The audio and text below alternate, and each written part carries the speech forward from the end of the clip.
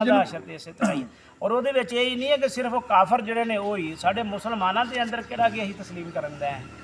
मुसलमानों के अंदर यह जी अगर देखा जाए तो असी भी तो नहीं ना अही भी तो अपने दिलों च अपने बागां दे विच किते किते बुत रखे हुए हैं ना अपने नफ्स नूं बुत बना के ही पूजते रहने जो मेरा नफ्स कहता है जो मेरा ज़मीर कहता मैं वही मनना मेरा दिल नहीं करता नमाज पढ़ने अल्लाह का हुक्म आ गया मेरा दिल नहीं करता सूद छड्डण नूं देखो ना बड़ा मज़ा आता यार पैसे आंदे ने ठीक है ना मैं अगर उन्हें छड़ देंगा रोजे ने किहड़ा नफ्स आ किहड़ा बुत आ जिहदी असीं पूजा करन दे उन्होंने छड़ के यही आ इत्थे अल्लाह ने जो कहा ना मेरे ते ईमान लाओ तो उसने बंदगी उहदी करनी आ सजे तस्लीम खम करना है उहदे हुक्मां दी इताअत करनी आ अगर ये कर लेने आ तो फिर सीधे रस्ते ते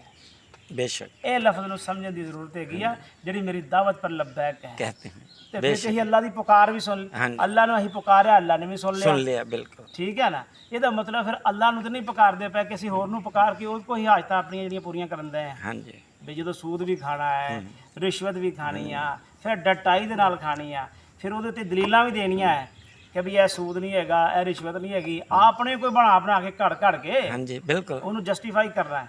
ਤੇ ਫਿਰ ਇਹ ਹੀ ਹੈ ਕਿ ਇਹਦਾ ਮਤਲਬ ਹੈ ਇਹ ਅੱਲਾਹ ਦੇ ਹੁਕਮਾਂ ਦੀ ਤਾਮੀਲ ਤਾਂ ਨਹੀਂ ਕਰਦੇ ਪਏ ਫਿਰ ਤੇ ਮੈਂ ਆਪਣੇ ਜ਼ਮੀਰ ਦੀ ਕਰਦਾ ਪਿਆ ਉਹ ਜਿਹੜਾ ਬੁੱਤ ਮੈਂ ਆਪਣੇ ਅੰਦਰ ਪਾਲਿਆ ਮੈਂ ਉਹਦੀ ਪੂਜਾ ਕਰਨ ਦਿਆਂ बेशक मैं अपने रब सुन की पूजा तो नहीं करता पूजा तो नहीं कर रहे आप। ना वही तस्लीम करता ना बंदगी करता है बस ये इस वास्ते ही अल्लाह तबारक तआला को माफ़ी मंगो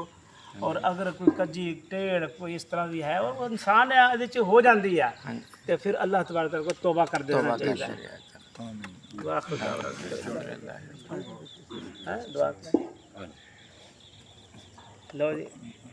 दुआ करो जी के साथी आज अजवासी साहब करनी